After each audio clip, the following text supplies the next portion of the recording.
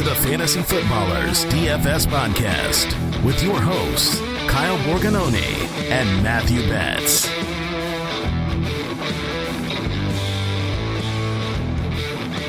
Welcome in. Tuesday, November 8th, here on the Fantasy Footballers DFS Podcast. I'm your host, Kyle Borganoni, and I am joined, as always, by Matthew, just a Discord bro, Betz. Dude, the Discord was popping last night. That was so fun. Kyle and I did a Discord exclusive little like mini, I don't even want to call it a podcast. It was just like two guys having a drink, hanging out, talking about Monday Night Football, which was a lot of fun. And Kyle, I feel like we handicapped that game like perfectly. I mean, the process, he says this as he, looks at his losses. The process felt right to fade Isaiah Likely. The guy had one catch. Of course, it's a touchdown. I didn't play much of him, so that was a bummer. But we talked a lot about Kenyon Drake having a great game. That was fun. We were on Olave. He didn't have an amazing game, but he was still pretty good. We faded Kamara, which kind of worked out too. So it was a fun night in Discord. And I'm not going to lie, man, that's like part of my routine now. I wake up, get some coffee, do some work on the show doc, and then hop in Discord and just see what people are talking about. The Discord is constant. It is so fun to see people just obsessed with props and DFS. We are one of you. You're one of us. We are the same people. So get up in Discord and come hang out with us. We gifted the people something that I didn't realize we did, but we built a lineup yesterday when we were hanging out, just talking through stuff. We built a lineup at the end. Did you see that lineup was only used once in our tournament? Did you see? I didn't actually go through and count, but I was going to play it, and then I was like, Betz, that's so silly. Like, this is going to be at least 15, 20 people. You know what I did, actually? I kept the lineup. I just changed Justin Tucker to Will Lutz, and I finished 5th. So the lineup worked out. There was one person who used that lineup, and it was one of our writers, AJ Passman, who told me later, I made that lineup on my own. I didn't even listen to you guys' your stream at all, but man, third place. I think he won $360. The Party on a Monday contest. I think a lot of people are learning how to play DFS the right way. That's what we like to talk about on here, DFS for the rest of us. And each week, you and I get to talk through our cash process. I know for some people, they want us to come on here and to mope and to say how bad it was. So let's talk about it, Betz. Straight cash, homie. Every week, I write a cash lineup review article. It's kind of unpacking my process. It's a free article, so anybody and their mama can read it. And if you and your mama want to read it together, that's fine. Even better. There was a couple of paths in week 9 for cash, and we're here more to review the process of how you get to your plays. But every single week, I want to be as clear as possible. There's always one or two plays that if you didn't have them, I'm sorry. And usually you can be on the wrong side of those swaps. So I didn't have Joe Mixon in my lineup. Did you? I did not. So if you didn't have Joe Mixon, I am really sorry because he was in our top plays. You and I liked him a lot. He just didn't end up as one of our top 3 running backs that we went with. So if you didn't have Mixon, you were probably buried. But if you didn't have Mixon and you didn't have Justin Fields, it was probably tough, right? Yeah, I mean, you could escape the Mixon issue if you didn't have him in cash because the other running backs did really well. Now, did they have 5 touchdowns? No. No one saw that coming. Actually, I should go back. The positive regression was a screaming, it's going to happen sooner than later. This is the Alvin Kamara thing from 2 weeks ago. I should have bet Joe Mixon multiple touchdowns. Dang it. I'm losing my process here, Kyle. So it was writing was on the wall. It was going to happen. No one saw this, right? But there were so many strong plays in the 6K range. We talked about them on the shows and, in the articles and stuff. Like, it was Ken Walker and it was Travis Etienne and you had Ramondre Stevenson with Damien Harris rolled out. So I don't think anyone that didn't land on Joe Mixon should feel bad about that process. There were so many good plays. But the quarterback situation was really what it came down to. And, we had talked about there's really 2 options. What do you prefer to do? And I truly didn't know what I was going to do until Sunday morning, whether it was going to be pay up for Josh Allen, who entering last week was averaging 30 DraftKings points per game, or just ride the streak of Justin Fields, who had been incredible with 3 straight top 8 finishes, and just hope that continues. And I said, I'm a little worried about Justin Fields, but Eckler to me felt like a clear priority on the slate, and I would play him 10 out of 10 times given the context going into the slate with how bad the Falcons defense is and how concentrated the targets were going to be between him and Josh Palmer. So that's how I landed on Fields, was because of Eckler. But, you can't fault anyone for playing Josh Allen. He's going to be the top scoring quarterback on most slates he's a part of. We'll talk about this week. But that's kind of why I landed on Fields. And again, no one saw that coming. It was just, I think, good variance if you played him. I remember on Friday's podcast, we said that Fields allows you to do a lot more. And because we knew the other Buffalo pieces weren't going to be chalky, it seemed like with Fields, like he wasn't going to hurt you. Now, I just want to explain this. You can't fit every single person in your lineup. I don't know if you know that, Betz, but you can't fit every single high-priced player and even all the players you like. I know. It's a weird process with DFS. We have a salary, roster problem every single week. So for us, Josh Allen was our top-ranked quarterback. Tyreek Hill was our top-ranked wide receiver, and that looks great. And then Eckler was our top-ranked running back. You can't fit all three of those in your lineup and actually have other spots you felt comfortable with. So it comes down to your entire lineup roster construction and how those pieces fit together. So I would say for us, Eckler was a priority over paying up for Josh Allen, where we felt like, hey, if I get 17 to 20 points from Justin Fields, I would feel great at that price tag. Now, spoiler alert, we're going to be talking about Justin Fields this week, but he is a lot more expensive because DraftKings got their stuff together, but he might still be too cheap. And he's probably going to be the most popular quarterback on the slate again. It comes down to how you construct your roster, and I think the best way to say this is that my lineup beat yours this past week. Okay, buddy. Yep, go ahead. This is your moment. Go ahead and just, talk about the Travis Etienne thing and how you were so right because you didn't play him. Go ahead.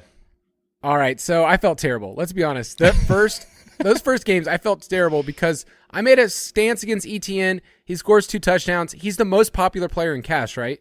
Wasn't he 75%? I think something like that, yeah. Him and Ramondre, I knew were going to be chalk. And I just liked Kenneth Walker a lot, so I thought I would get a little different, but I felt terrible in that first slate of games. He ends up outscoring Travis Etienne, and so, yeah, dude, my team destroyed yours. I'm glad we didn't go head-to-head for a little Andy Jackson on DraftKings, because I'd be licking my wounds if that was the case. And what's funny is I was texting Kyle while the ETN stuff was happening. I was like, dude, I think it was the right process to play him. I think you're getting too cute. And then here comes Kyle late in the afternoon in the 4:00 games like, oh, Ken Walker touchdown. Oh, Ken Walker touchdown. And so that was funny to see. But I played some Ken Walker in tournaments, which was, obviously good to see. I didn't have a great tournament week, though, personally. Again, this another week, people keep asking us, when is the chalk going to stop smashing? And I keep saying it will happen eventually. I just don't know when. And so if you're like me and you play some cash in some tournaments, like I've been playing less chalk in tournaments, hoping that those weeks will come eventually. And so in those weeks, those lineups are dead. And that's kind of what's been happening to me. Yeah. And at the end of the day, there's a lot of variance that will happen. But with cash, what we're preaching every single week is that you can be better than 50% of the fields if you're playing in the right tournament. So let me just stress this again. You and I, we see this all the time. When you say cash, what do you mean? We are playing in 50-50s, double ups, and then our head-to-heads is what we post. But we want the large field, single entry double ups. So this morning, I was talking with Papa Josh, who runs our Discord, community manager, and I said, Josh, there's a $5 single entry with 17,000 people. Josh, do you think that you can be better from listening to me and Betz than, 8,000 plus people? And he's like, I think I could do that. I was like, okay, that's where we're starting. Those are the type of plays that you want to. So you can go to your DraftKings app right now and find those double ups, 50-50s, and the single entry, $25. That's the one I use to gauge every single week because I think it's a good, healthy one. But yes, you can get all of our picks in the DFS Pass. Use the promo code DFS Pod. We keep slashing the prices. We just had a company meeting right now. And one of the things that came up is Andy goes, man, we've kind of just said that we're going to keep giving people the same content all the way through the Super Bowl. Maybe we should change that next year. And the resounding thing was, I don't know. I feel like the people are doing well. So I walked away from that company meeting going, all right, things are going well, but man, we're not charging more. Yeah, it's actually funny. Everything else in the world, goes up in price with the inflation. Relatively speaking, the DFS pass gets cheaper every year because with inflation, it is not going up. So yeah, it is still too cheap, and it's been awesome and super fun and really fun. Like I said in Discord, it's a perk. If you buy the DFS pass, you're in Discord. You can link to get in, and that's been my most fun part of DFS this year is talking to you guys and getting to interact with people that we've never met before, but they love DFS and we love DFS. So we want you to be a part of it right now at dfspass.com. All right, let's talk about week 10. State of the main slate. Each week, Betz and I refer to the lines at DraftKings Sportsbook. It's where we play. You can go to sportsbook.draftkings.com. And every week we check in with one that went well, I'm just going to start off with one that was hot doo-doo. And it's my boy Jason Myers. That's the one I gave on this podcast. I did people disservice in the props article because I said, put 2 units on this thing. He'd hit it 6 straight weeks. And the worst part was that he hit that field goal, 5 minutes into the game? I was already counting my money. It was just one more field goal, buddy. Now, I will say I did place another wager that offset it personally. And I actually put this in the props thing that his kicking points prop also was trending in the right direction. So I actually hit his kicking points prop, but I didn't hit his field goal prop. So I am sorry, people. Kickers, there's pain involved, and this was part of it. So what about you, Betz? Yeah, I'm going to check in with one that I made in the preseason. I was big on actually fading TJ Hawkinson from his season-long outlook for his under on his receptions. The new role with Minnesota this past weekend was incredible for TJ Hawkinson. And reminder, he had never played with this team before. Remember, he just got traded. 92% of the snaps, 86% route participation, 21% target share, 9 catches, 70 yards. I don't know if this is going to stick, but let's just say it has me shaking in my boots a little bit for a prop that I felt pretty good about going into the year. If this TJ Hawkinson usage, even at 75% of this continues, that will be a losing wager on this year. I had fun. I'll throw this last thing in. My best friend from Atlanta came, him and his wife. They're our closest friends. They came this past weekend. And in Atlanta, you can't, do some sportsbook stuff. But in here, he was pretty happy to do it. And so, yeah, we got to watch the games. And his big thing was he was just loved doing those flash props or the live betting. And he had a really good Sunday just saying, hey, on this next drive, let's do this. So it was a lot of fun. You can have a lot of fun in your DraftKings Sportsbook app. But let's talk about this week in the slate, in the context. It's another 10-gamer, which we had last week, but at least we get another afternoon game. But also, although there's 4 teams on bye, there's a Germany game, Seattle and the Bucks. So based on what we have in front of us, how are the player pools impacted before we look at the games? Yeah, so just for context, the teams that are on bye, we got the Bengals, the Patriots, the Jets, and the Ravens. And then off the main slate, as far as offenses we're excited about, Eagles, I'm going to put this team in here just because we can play their players sometimes. The Falcons, I'm not really excited about them, but you can include them in GPPs usually. They're on Thursday night. The Bucks, the Seahawks we talk about, the Chargers we talk about a lot, and then the Niners have absolute star playmakers. So again, smaller slate with a relatively weaker pool of teams, and it could get even worse based off what happens with Josh Allen. The elbow injury, is one that I think we're at least hopeful won't be serious as far as season ending. But I was looking at what the line movement is happening in that game, the total, their team total, it's all coming down and by a wide margin. So it's very possible he at least misses this game. And if that's the case, your quarterback pool gets insanely weak. And then you have to ask yourself, can you trust Steph Diggs and Gabe Davis and guys that we love to stack in tournaments? So again, it looks like a relatively weak slate, especially at quarterback, if there is no Josh Allen. Are you telling me it's Case Keenum week? Oh, baby, it's a revenge game against the Vikings. Hey, I picked him up in a dynasty league earlier this year, and my entire league was like, that is the darkest pickup that you could possibly do. Like, the whole league saw it, and they're like, the only reason you would do that is you're predicting that Josh Allen will go down. And the whole league just killed me for it. So it's your fault. It was like a month ago. Okay. Well, I'm still not a fan of that. Yeah, the game is opened at 49.5. It's at 46.5 now. Man, I was so excited to talk about that game too. Both teams, looking really good. The Vikings, 7-1. Our Vikings, our Ravens, we're feeling pretty good about those two teams. But yes, you said it. for quarterback this week, it already feels like there's two options. Once again, like it's kind of narrowed down. We'll talk about that for our salary standouts, but Allen's gone, Hurts is off, Burrow, Lamar, Herbert, like these guys we will not be able to play. So for stacking purposes, I don't love this week and how it sets up. Any other thoughts on just the player pool? Because at tight end, it's Kelsey and then like 50 feet of crap. Yep. It's not great. And, Kelsey is a guy that we've been willing to go to in cash over the years when he's in the upper 6K range or even like 74, 7,500, $7,800 for Travis Kelsey. I mean, it's warranted. He's been awesome. I'm not saying he doesn't deserve it, but that is a lot for a tight end. Again, we talk about with Mark Andrews, he's a wide receiver, but like when we were talking about that stuff, Mark Andrews was like, $6,900, $7,100, $7,800 for Travis Kelsey. You have to ask yourself, are you really going to do that? Or are you just going to punt it off the bridge again and see what happens? Last week, we were fortunate to get, the Foster Moreau play at 3.2. I think Waller probably comes back this week, takes away one more punt option for us. So we'll have to see what happens throughout the week. But again, it's pay up for Kelsey or just save as much money as possible.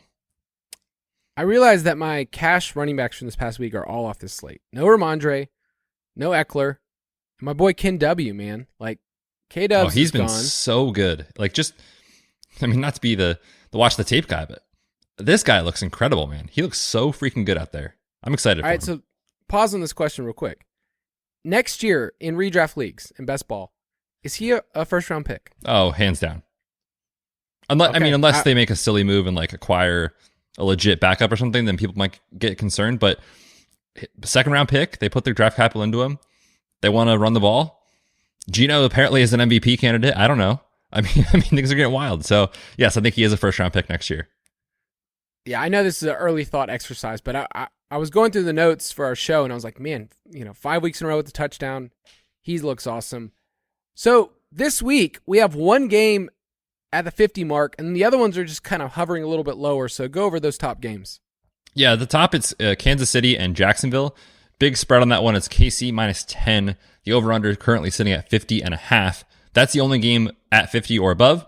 Then you drop down, a tier, and basically you're at Miami and the Browns, which is Miami minus 4. Over-under is 48.5. And then Chicago and Detroit is very wild to even say out loud. Again, tied for the second highest total on the slate at 48.5. Chicago, led by Justin Fields, favored by 3 points.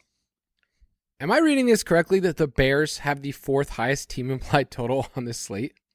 You are, and there's a real scenario where if the Josh Allen situation happens and he is out, they are top 3.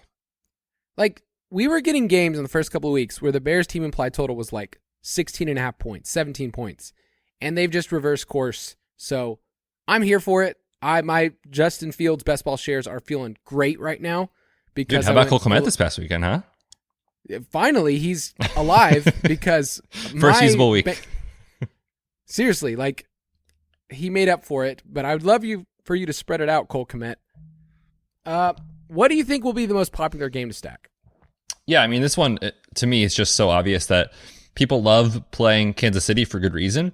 And if there's no Allen, Mahomes becomes the QB1 on the slate. The thing is, you'd be more than willing to play the QB1 if you knew his team total was 30 points at a price that is below 8K, which that's the case for Mahomes. He's below that mark. So we were talking about, do you pay up for Josh Allen at 8,500 last week? So if you have the option to drop down below 8K for the best quarterback on the slate, I think people will do it. So Mahomes stacks are obviously always in play. They got a massive team total. And then for the Jaguars, like their offense has been a lot better. Travis Etienne's usage has been incredible. And the thing is, like, it's easy to talk yourself into a bring back with the salary options. Like Etienne should probably be more expensive than 7,100 based off his role. Christian Kirk had a nice game last week. He's just 5,900. Zay Jones at 4,400 is kind of in play in that cheap range most weeks. And then because the tight end slate is so cheap and so gross, Evan Ingram at 3,300 is going to be an option once again. So I just think when you look at the total Mahomes and the cheap Jags guys, it makes a lot of sense that people want to try to play that game. Yeah, I can already see that game and how people are going to stack it. It will be interesting how those ancillary Kansas City pieces, like McCole Hardman's had a good little run over the last month for him, but other than Juju and Kelsey, it's hard to project anyone. The running backs are impossible to figure out week to week what their usage will be. I think CH had like 13% of the snaps this past week, and they throw the ball 68 times. So that's what we want. I think right now my lean is I like Mahomes a lot. If Allen's off the slate, I like him a lot if I'm paying up in cash, and then I'll just stack with him in tournaments with Kelsey. But it's hard to fit both in a lineup right now. I was coming on here to say Minnesota and Buffalo. Like, I thought, like, oh, this is a fun game, two teams we like, but I'm going to have to move past that. I do think Miami and Cleveland will gain some steam because we've kind of been following around the Dolphins with their pass rate over expectation being top 5 in the league. Cleveland has some pieces we like. We know we like Nick Chubb. I think that game will get steamed up over time. So that's probably the second most. It's the Bears and Lions, though, is the hot new game from just a Twitter sphere stance. So Jared Goff splits. We'll get into that game probably on Friday's recording. His splits on the road are terrible, by the way. They're just god-awful. So think about that as you're constructing your lineup. What do you think is the sneakiest game? That's the one that I said, but I think there's a real chance it might get steamed up. And it's not because, there's reasons that you shouldn't play it. It's just that, like you said, if it does get steamed up, we think Justin Fields is going to be the most popular quarterback play on the slate, based off what he's done and his price not adjusting quite enough for how good it's been. But because people are going to play it like the way that they are, I can talk myself into it and I can talk myself out of it. So it's a very difficult game to talk about right now based off of the information we have. But you look at Chicago, and we talked about it at the beginning of the year, their team totals were so low, they weren't being successful, and then they add Chase Claypool to give Justin Fields another weapon. Justin Fields has been incredible, but at the same time, Chicago's defense was kind of respectable for a while. They have been god-awful over the last 2 weeks, trading away a couple of their studs. And, Detroit, I know the home road splits have been bad, but they've shown a willingness to push back when possible. So I think you could get there in that game. We'll see what happens with Jared Goff and his playmakers, like who's available for him. But on paper, looking at kind of the tier 2 games, I could totally see that game getting there.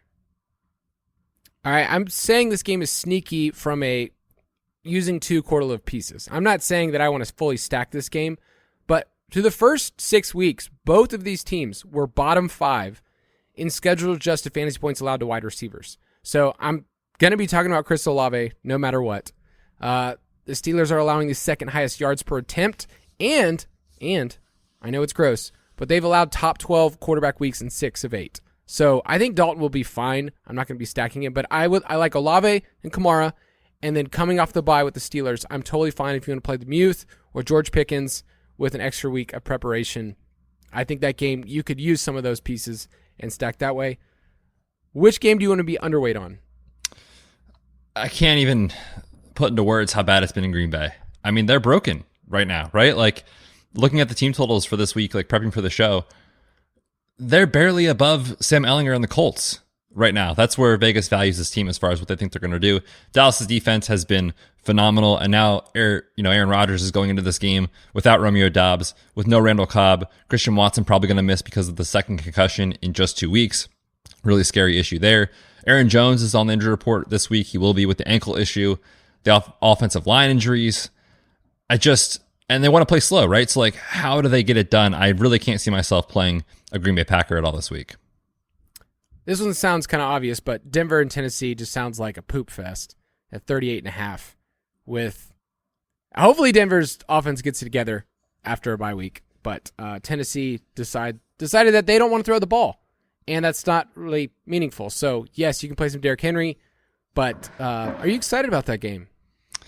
It's really hard to be excited about an offense. Well, it'll change if Tannehill's under center. It won't change a lot, but like they'll attempt more than 9 passes or whatever with Malik Willis.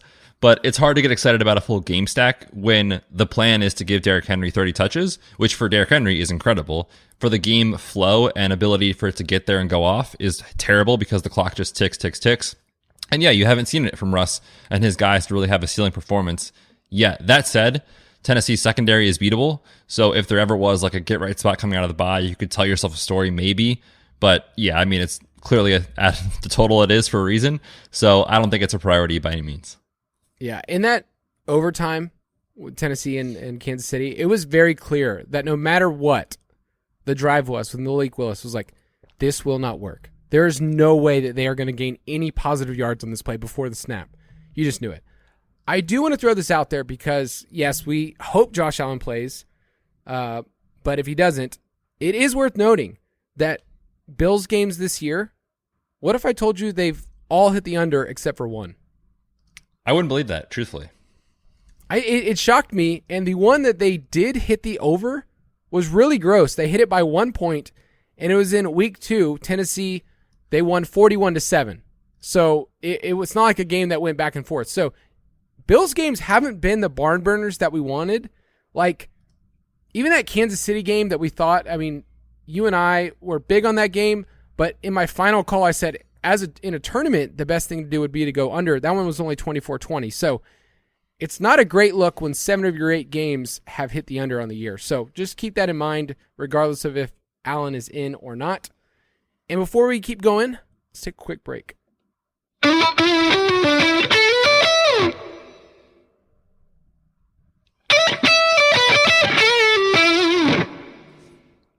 All right, let's keep it going. Which team are you most confident hits the over of their team implied total this week? Give me the Bears.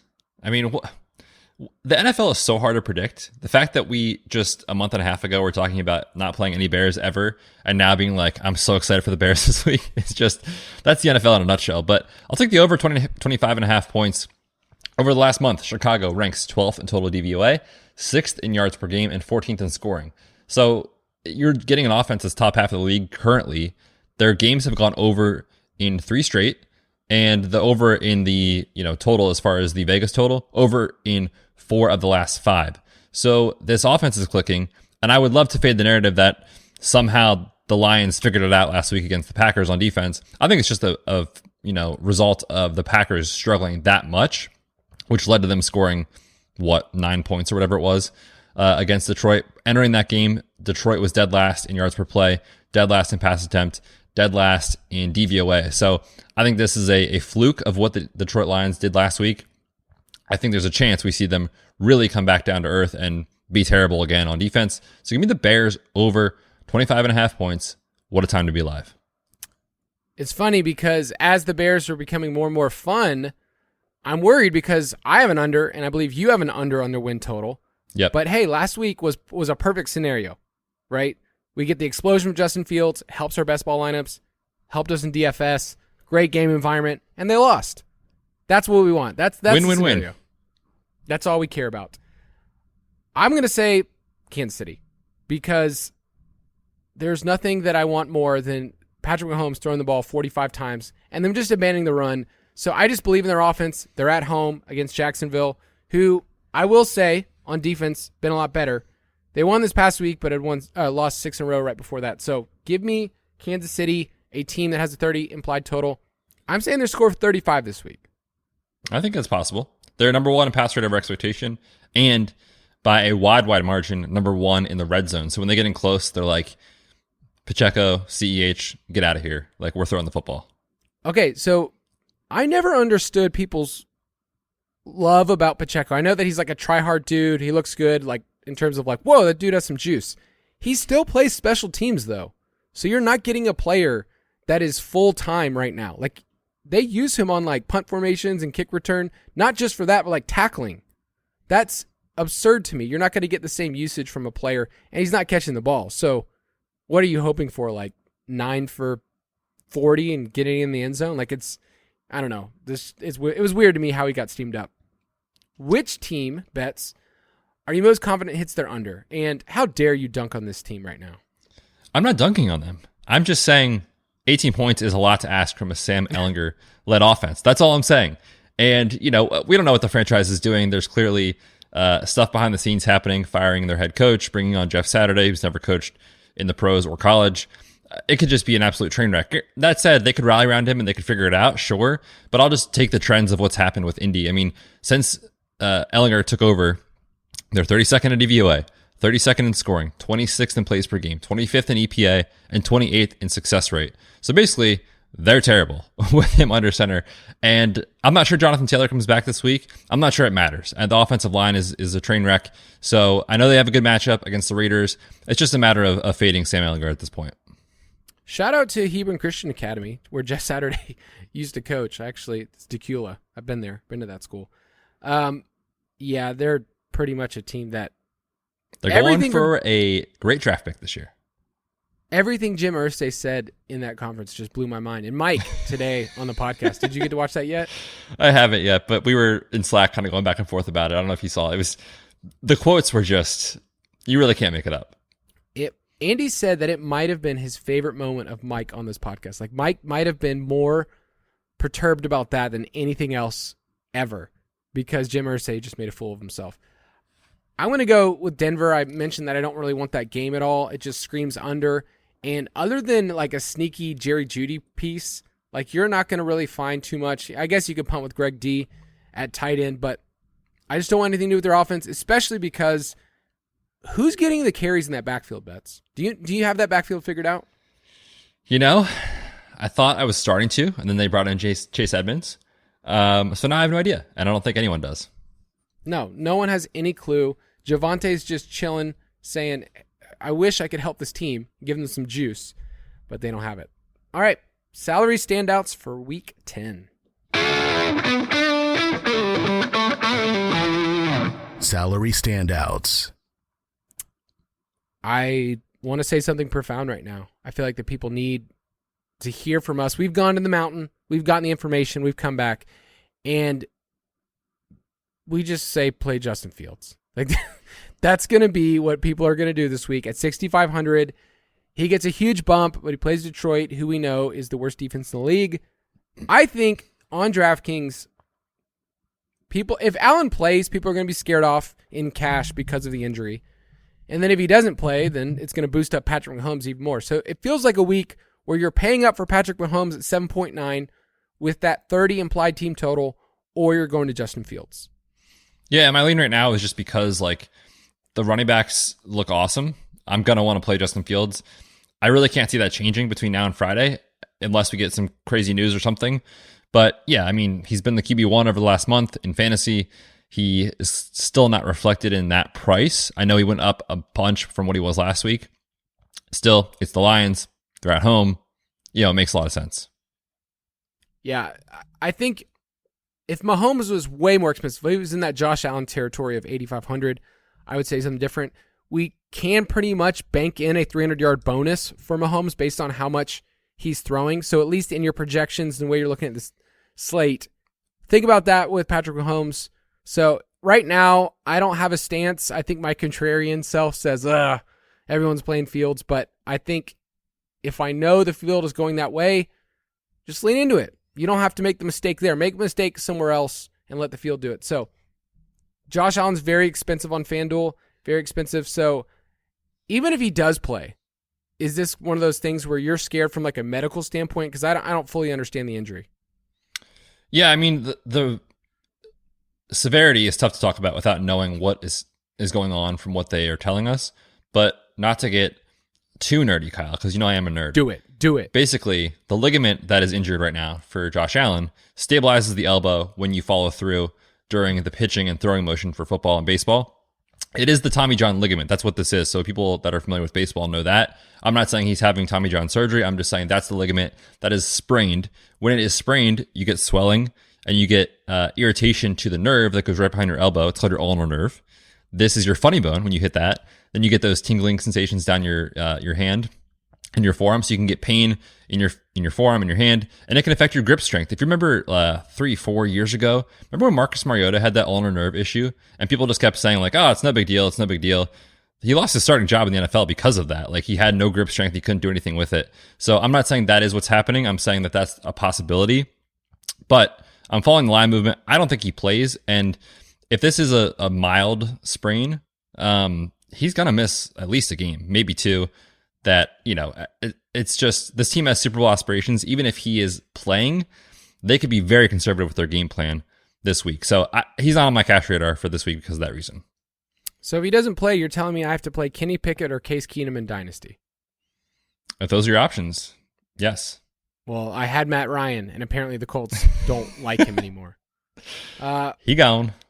So we mentioned Fields on DraftKings. I just want to say there's only a $200 difference on FanDuel between Fields and Mahomes. Play Mahomes. Play Mahomes at $8,500 in cash. I think that's going to be a cinch on FanDuel. At running back, I have 7 guys that we have listed here, and I know that'll get narrowed down through the week. Give me your favorites. Yeah, it is a crazy occurrence like on DraftKings this year. It feels like every week we're like, there's 6 guys that I would love to play. Obviously, you can't play them all. But the first name that stuck out to me based off of price and just recent usage is still Travis Etienne. Very different conversation. 7,100 is asking a lot more of him. But since the James Robinson trade, he leads all running backs in carries and attempts inside the 5-yard line. And that's really what we're caring about is his high-value touches. So taking on a Kansas City defense, we just saw Derrick Henry go ballistic this past week. He could be certainly a focal point. I am a little concerned, I will say, about being a 10-point road underdog with Travis Etienne. If you want to use that as more of a kind of tiebreaker, I understand that. But he's definitely my player pool to start the week. And then I'll just mention, too, like we got to monitor what's happening with Zeke. They're saying, or Jerry Jones is saying, that he's going to play. I've been saying since before the bye week, this bone bruise is more serious than people are telling us. So I'm not saying he's not going to play, but if he doesn't play, Tony Pollard at 6,500, taking on a run funnel defense in Green Bay, would also be a priority play for me this week. Saquon is expensive. He's the RB1 on both sites, but he plays the Texans. So when you look at our points per dollar projections, he's showing up number 1 by far at running back. Do you think people will pay up for Saquon, especially on DraftKings at 8.6? If they're playing Fields, they can. If you're playing Mahomes, you can't. So I do think he will certainly be one of the most popular plays on the slate. This is one of those decision points every week, is there's always one guy that's the most expensive, whether it's a quarterback or running back, that you got to prioritize. And I could see people trying to play Saquon, skipping over ETN, skipping over Kamara, and going down to a couple of the 6K guys. That makes a lot of sense. So yes, I think he'll be very popular this week. In the same game, Dameon Pierce is 2,300 cheaper. So that's an interesting little leverage point, pivot, all that. Like I like those 2 running backs. I like them in these spots. I'm not going to be playing both of those running backs from the same game. So keep that in mind. I love Alvin Kamara. His price was set before Monday night, but 7.4 I think is really solid. He should have gotten one more reception, Betz. Oh, dude.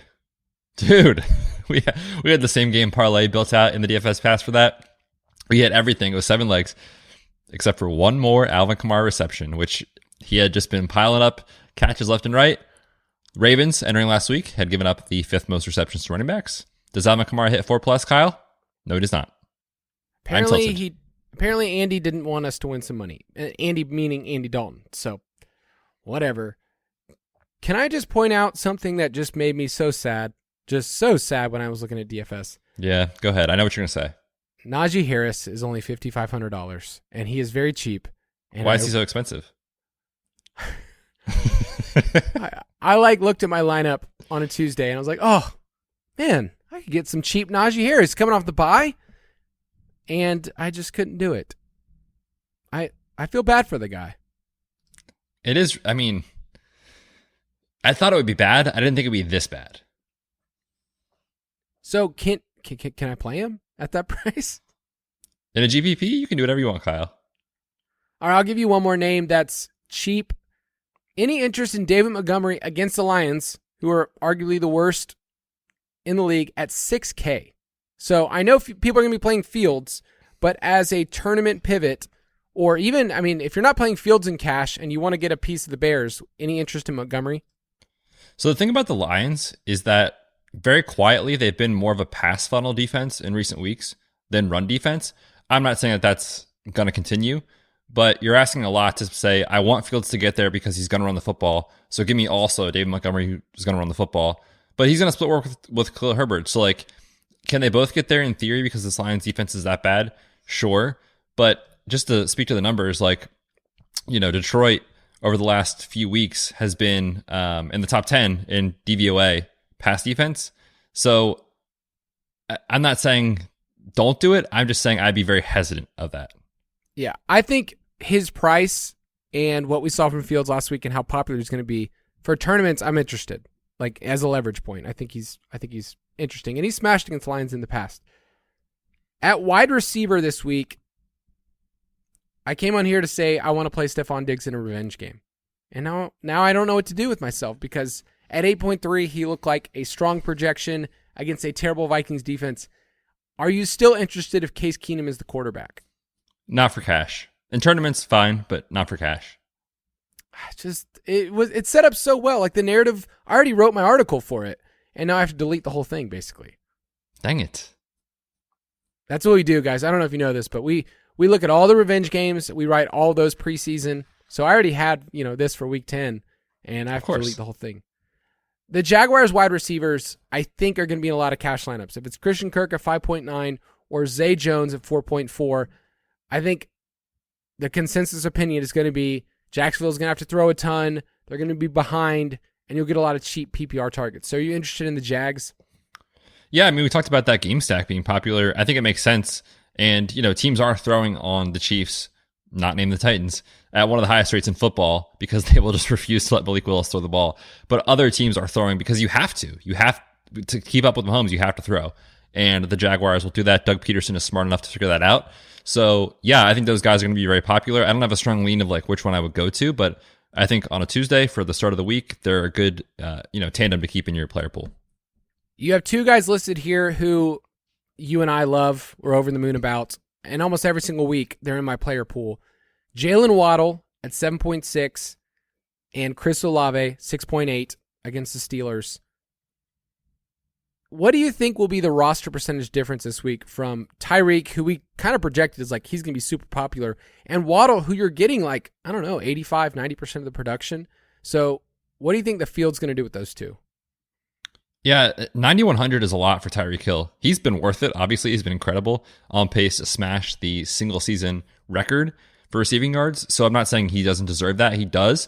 But Waddle has been, like you said, almost just as good. And we just keep taking his prop over because they don't move the line. They just keep it at 65 or 67.5 yards. So if that's there again, there's your free play for the week. That's going to be in the article. But 9,100, you're really making it tough to fit. Cooper Kupp sometimes gets up there, and we don't have the salary to get to him. So it's not that he's a bad play; it's just salary prohibitive. So I could see this week things kind of finally turning and saying okay, that's enough of a discount to go down to Waddle. So I could see a scenario where he's more popular than Tyreek Hill. On FanDuel, I'm interested in Juju Smith-Schuster, who's only 7K.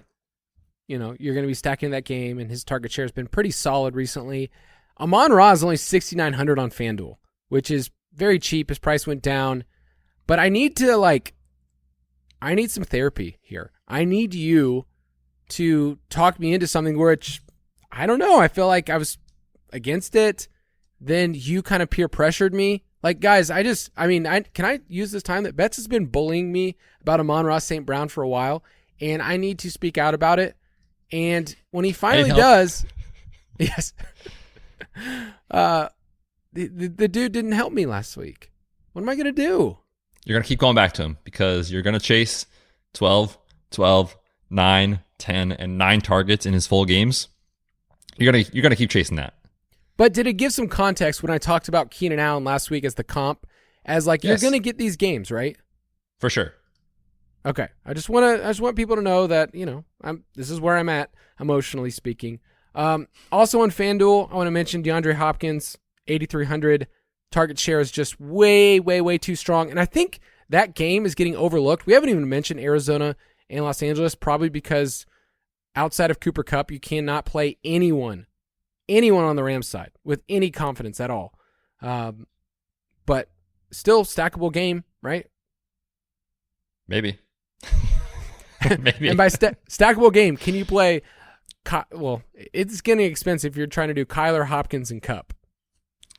Tyler Higbee against the Cardinals. There's a narrative, but I've been playing Tyler Higbee the last couple weeks. It's not been great. It has not gone well, people, at all.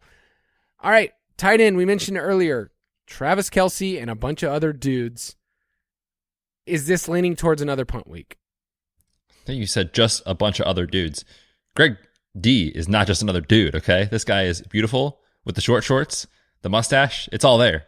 And now he gets a good matchup against Tennessee.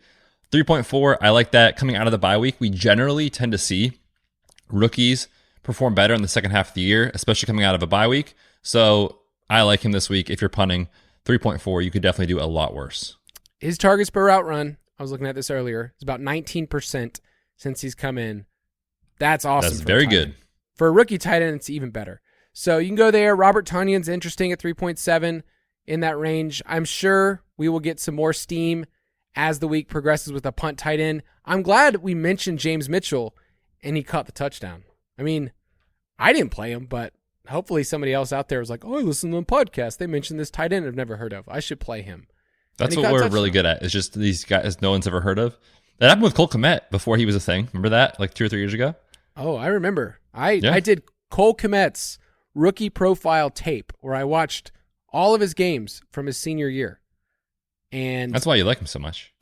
No. I hated him coming into the draft because all of his touchdowns were super lucky that senior year. Everyone said he was a red zone dominator. They were all broken plays. Cole Kmet. There's all my best ball money. It's gone. Defense, let's quickly go through a couple of matchups.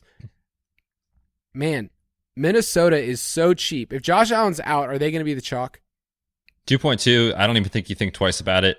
Even if they give you like 4 points, you just take the salary savings and move on in cash, I think. Yeah, and that trend I mentioned earlier, those games have been hitting under almost every single week. Go in that direction. I don't mind Arizona against the Rams because Matthew Stafford's been, a mess. Just throwing picks, sacks. That's what he loves to do. So I don't mind Arizona early in the week. But as we progress, we'll find out about the injuries. We'll find out about some of the other things that we get to. We'll see if Jeff Saturday knows what he's doing, right? They don't even have an offensive coordinator right now. Ooh, breaking news, actually, into the show. You don't have to hit the drop. It's not that important. Colts interim coach Jeff Saturday is expected to have 30-year-old pass game specialist / assistant quarterbacks coach Parks Frazier serve as the offensive play caller starting Sunday against the Raiders. Parks Frazier. Let me go. Who looks Google like that. A child. Look in Slack. Go into the general channel. This is a child. What are they doing? I have no idea. And I'm sure this guy is super smart about football and knows this stuff, but 30 years old calling plays in the NFL, that's crazy, man. Like, that's literally would have been us a year or two ago. I mean, he went to Murray State, the Racers. So any Murray State truthers out there, oh, he's from Corinth, Mississippi. Okay, I know where that is. All right, well, I'll look up some more Parks and Rec, and see what this guy's doing with his life. Find out if the Colts are even going to have any pulse. I don't know why I thought that was so funny. Parks and Rec. What a great show. Oh, man. All right, if you want to play with us, go to ballersdfs.com. We'll have a new contest up for this Thursday. I know some people are pretty happy about the Party on a Monday contest. Maybe it's a party on a Thursday because there ain't no party like a Thursday party because the Thursday party... Don't stop. It don't stop. That's right. All right, Betz. Why don't you sign us off? Yes, that riveting matchup between the Carolina Panthers and the Atlanta Falcons will be in the DFS Pass. We're going to play some money, or win some money, I should say. Play some contests for Thursday. Come play with us. And then we're back on Friday to preview the main slate. Have a fantastic week. We will see you then.